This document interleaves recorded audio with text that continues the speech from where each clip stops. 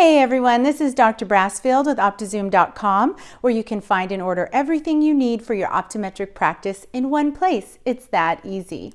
Now today I want to talk to you about the 5 key elements you need to include in your business plan. Last week we talked a little bit about why you need a business plan if you're purchasing a practice or doing a cold start, and today I'm going to tell you more about what you need to include in it in greater detail. So the first thing is market research and competition. Determining who or what the optometric service and material competition in your area is necessary when trying to develop the target market, i.e. who you want to come to your office. And how you think those community members will respond to the new practice will help you develop the strategy you're going to use to penetrate that market. For example, does the competition have similar or different modality of practice?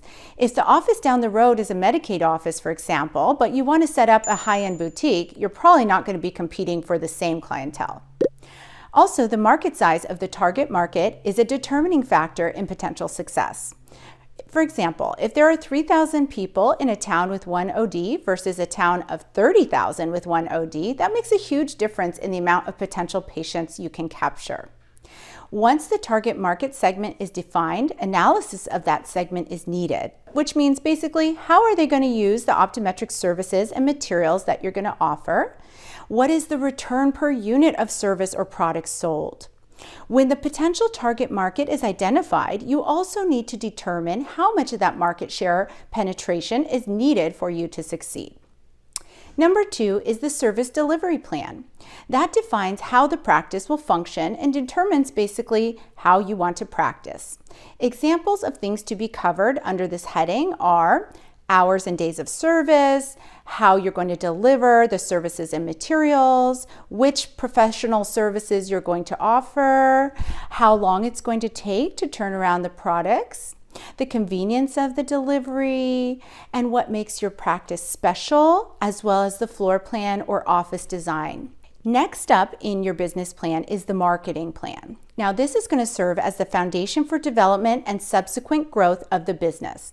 It will answer questions such as, how will new patients be attracted to this practice? How will the patient's perceptions be managed and enhanced?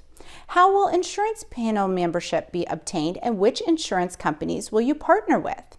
What are the plans for increasing awareness of the practice in the general community and attracting new patients? Are you going to have some special promotions planned maybe? Answers to these questions will aid in demonstrating to the lender the outlook for achieving success. It will also be important to project costs for all the marketing and practice development plans in this segment. Next up is number 4, the financial plan. Now this is the most important element of the business plan because it will separate dreams from reality. It is most easily developed with an Excel spreadsheet, and a minimum of 3 years should be projected. For an optometric practice, the financial plan should include the following: patients per day, gross revenue per patient, occupancy costs, payroll costs, cost of goods, any debt service, insurance that you need to pay, advertising, and the draw or salary to the owners. This plan also serves as a budget for the business. If appropriate, it should also include the transition plan if you're purchasing it from a previous doctor. The plan essentially serves as the projected P&L statement for the first 3 years because it identifies all the potential revenue sources and expense expectations.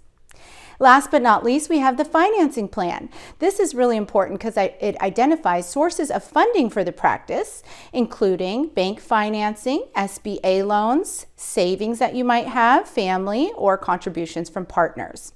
Each of the expected contributions of each source should be itemized, and funds should definitely also include working capital because we need to account for the cash needed to operate while the business is beginning to grow and until it reaches the break-even point, in which case that is demonstrating that the business can support itself and the owner. The financial plan, which we already discussed, will tell you if the cash flow is sufficient to support the loan debt service and the take-home pay for the owner. So now you know a little bit more in detail about the 5 critical elements that will go into your business plan. I hope you enjoyed today's practice management tips. Stay tuned for the next one to keep your optometry business at the top of its game. I'm Dr. Brasfield for OptiZoom. Until next time.